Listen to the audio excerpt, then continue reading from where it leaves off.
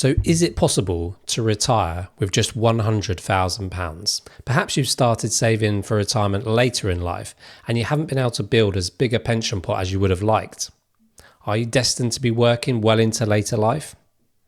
Or perhaps you're younger and you're trying to determine how much to save for retirement, whilst at the same time trying to balance having a good life now. Well, let's explore some of these potential scenarios and see if it is in fact possible to retire with just £100,000.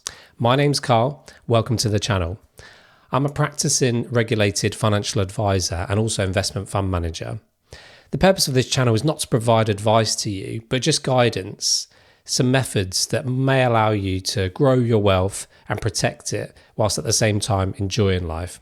We cover topics such as financial planning, retirement planning, pensions, investments, and tax saving tips. Now, in order to test some scenarios to see whether it is in fact possible to retire with £100,000, we're going to need to make some assumptions. Of course, the main determinant of whether you can retire or not is going to be how much you want to spend in retirement. Now, for some people, for those that want to spend very little, retirement's always going to be a lot easier because they're not going to need as much money. However, others will think that there's no point in retiring unless you can have a good life in retirement, and therefore they're going to need more money. Now, for the purpose of these scenarios that we're going to run through, I'm going to use spending figures from the Pension and Lifetime Saving Research. Now, they've done some fantastic work in their research, and they've called it the Retirement Living Standards. And if you've watched some of my videos before, you'll know I've used this data quite a lot. It's obviously not perfect because everyone's retirement is going to be individual to them, but it just gives us a starting point because it is based on surveying real life people in retirement. So the Retirement Living Standards research summarizes 3 levels of retirement. They call the first one a minimum level of retirement, a moderate level of retirement, and then finally a comfortable level of retirement. So the minimum level of retirement, they say, requires spending per year of around £14,400 for a single person and £22,400 for a couple. And you can see what sort of lifestyle this should be able to get you. And then moving on to the moderate level of retirement, we can see that spending per year required would be £31,300 for a single person and £43,100 per year for couples. And again, you can see what lifestyle this will buy you. And finally, the comfortable level of retirement requires spending per year of £43,100 for a single person and £59,000 a year for a couple. Now, I would say this research is actually quite accurate, having spent the last 15 years working with people transitioning into retirement and then managing their ongoing retirement. So the next assumption we're going to make is the age that retirement starts. So in the case I'm going to run through with you, we're going to assume that there's a couple here that are both age 67, which is their state pension age. And we're going to assume that their life lasts until one of them is age 100. And the reason we do this is because a person who is 67 today, or a couple who are both 67 today, there is a 10% chance that at least one of them will still be alive by age 100.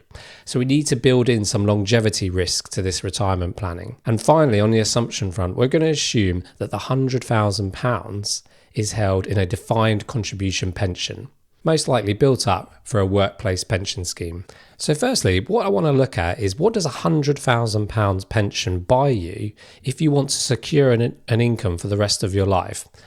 And by this, we mean purchasing an annuity on the open market. So at the time of filming, a £100,000 pension would buy you the following annuity options. So if you wanted a fixed level of income for the rest of your life, and remember the person here is age 67, then you could achieve an income of £7,196 a year at the time of filming. However, for a lot of people, they will like to take an element of their pension tax-free. And currently you're entitled to 25% of your pension tax-free.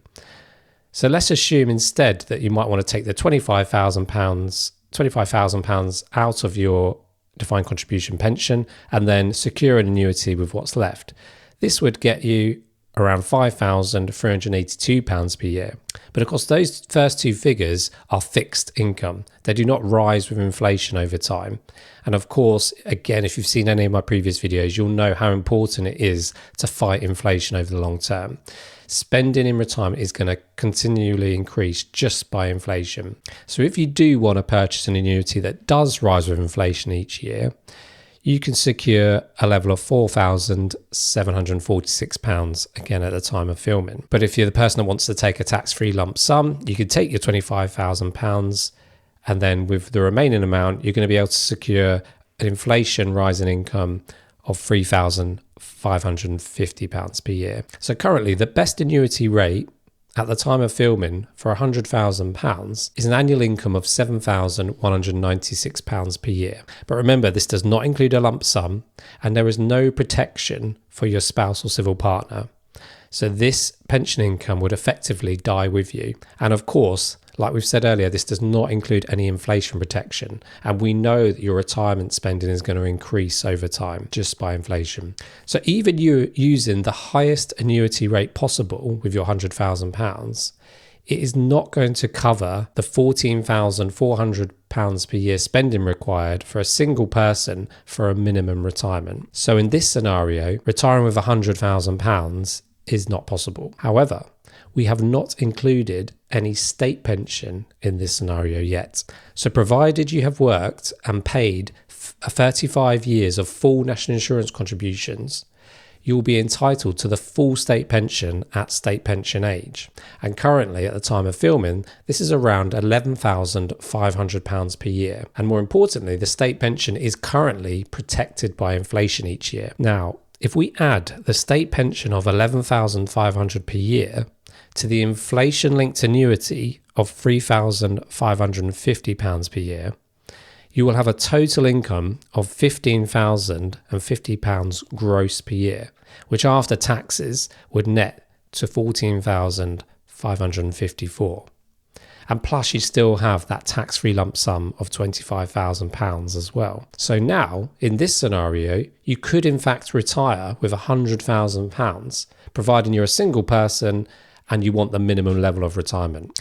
The good news is that actually you could potentially cover the minimum standard of retirement for a couple as well, particularly if you have two full state pensions.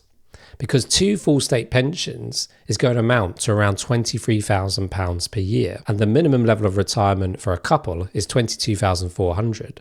So you don't in fact need your £100,000 pension pot to cover this level of retirement. So what this means is that you could in fact retire earlier than state pension age and use the £100,000 pension pot to cover the few years before you reach state pension age. So we've worked out there is a way to retire with just £100,000 even if you're a couple. But perhaps the quality of life under the minimum standard is not enough for you.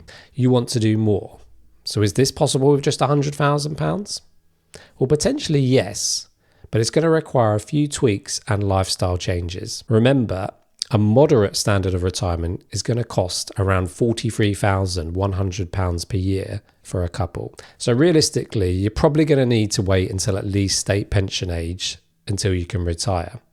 And even then, two state pensions is only going to cover around £23,000 per year. So at that stage, you're still short by around £20,100 to get to that level of a moderate standard of retirement. Now, before we look at ways of using the £100,000 pension to generate more income, it's worth exploring other ways you might be able to generate an income. Because nowadays, it's much easier to earn money without it feeling like work.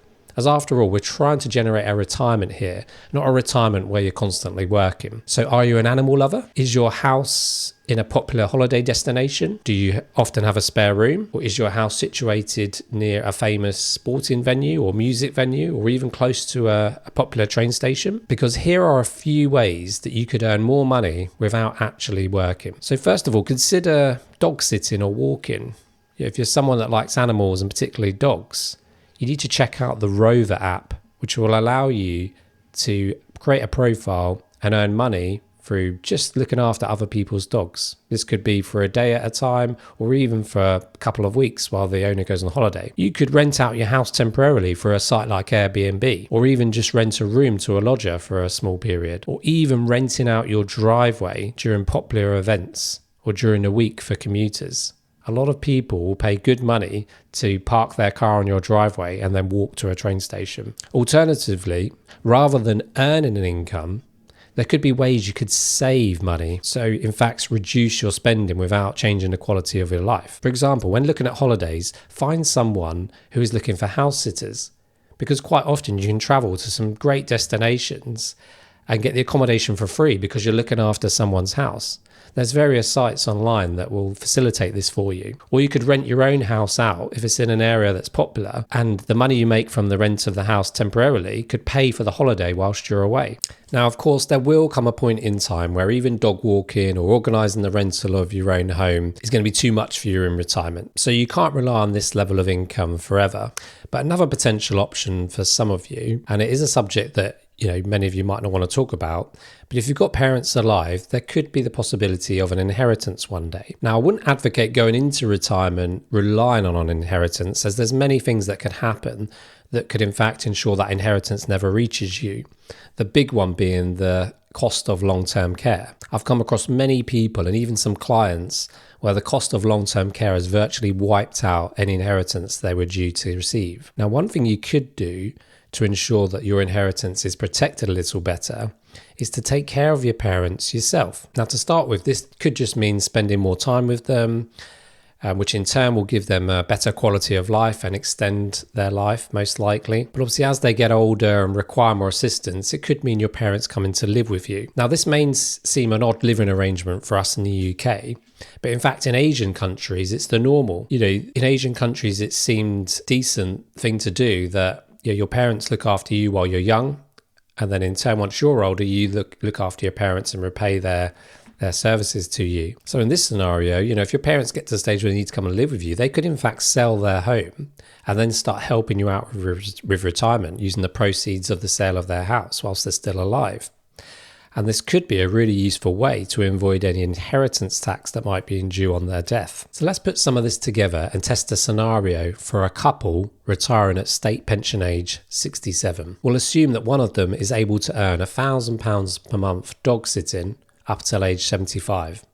And believe me, this is certainly possible, as my own mother does it using the Rover app. People drop off their dogs at her house. They provide the dog bed, the dog toys, the dog food. All she needs to do is just spend time with the dogs and walk them. So back to the scenario. We're then going to assume that the couple receive a lump sum inheritance at age 75, and the amount will be £270,000. And I've chosen this amount because this is the average UK house price minus some selling fees. Remember, they still have their £100,000 pension, and we're going to assume that this is invested in a balanced portfolio, 50% equities, 50% bonds. Now, to test this scenario, I'm going to use specialist financial planning software from our friends at Timeline. Their software has built-in capital market data from the last 100 years, including inflation and investment returns from various asset classes. We will test this scenario across rolling 33-year periods, starting from each month from the last 100 years. First of all, we can see that the scenario that we've just described, trying to live a $43,100 per year lifestyle that constantly rises with inflation, does not really work and only has a 17% chance of success. So let's see if we can improve this situation with a few tweaks. Firstly, let's look at the underlying investment strategy for the pension and the future inheritance. If we were to change the underlying strategy for the pension to one that invests in purely global equity, so no bonds, and then apply the same strategy to the eventual inheritance, we can see that this does help quite a bit. We're now looking at a 57% success rate. So certainly retirement's possible, but perhaps a little bit risky still. So another thing we could do, if you don't want to delay your retirement or earn any more income, is to change the levels of withdrawals you make from the pension and the future inheritance. So for example, rather than constantly withdrawing more from these pots to keep up with the rates of inflation, regardless of what happens to stock markets, we will instead only increase the withdrawals up to inflation when the stock market has delivered a positive investment return. So this means if the underlying investments of your pension and the future inheritance have delivered a negative return in a particular year, you won't increase your withdrawals to match inflation. You'll just keep the withdrawals at the same level. So this avoids you having to sell down more units to cover that increase in inflation and cost of living when stock market returns have been negative and your funds fallen. So we can see now that this massively improves the picture again, and in fact produces a 92% success rate. The only downside is that over time you have to adjust your spending and tighten your belts a bit, as this could mean your spending drops to around £35,000 a year by the time you are 90. Now this might be okay for some, because the research does tend to show that your spending does generally reduce as you get older, particularly into later life. So there is definitely the potential to retire with just £100,000 and even live the moderate standard of life in retirement. Now, of course, there are a number of big caveats here. We have used a lot of assumptions, and this plan doesn't really offer any protection if one of a couple dies early. The problem with relying on a state pension is that tends to die with the deceased, particularly if the survivor already has their own full state pension. So this could put you in a tough position financially if you're left on your own. We're assuming you've paid off your mortgages by the time you retire. And of course, a lot of people might not even receive an inheritance. But even if you don't receive an inheritance, if you do own your own home, you may be able to release equity out of the home. This could be through downsizing, buying a smaller house, or even taking out an equity release mortgage. The point here overall is that there are always options to explore, and it will depend how desperate you are to retire versus how much you want to spend in retirement. Don't think you can't do something until you've checked all the possibilities. Remember, life is short and you don't want to be stuck in a job that you absolutely hate if there's a small possibility that you could in fact still retire. I hope you found the video useful. If you have found some value from it, please give it a like and drop a comment with any questions you have.